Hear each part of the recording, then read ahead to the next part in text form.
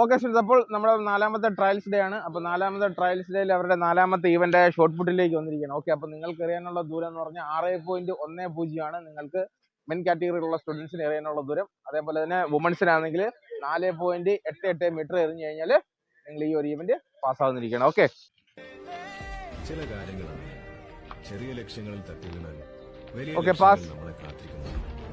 വീണ്ടും ഓടുന്നു. Okay pass. Okay pass.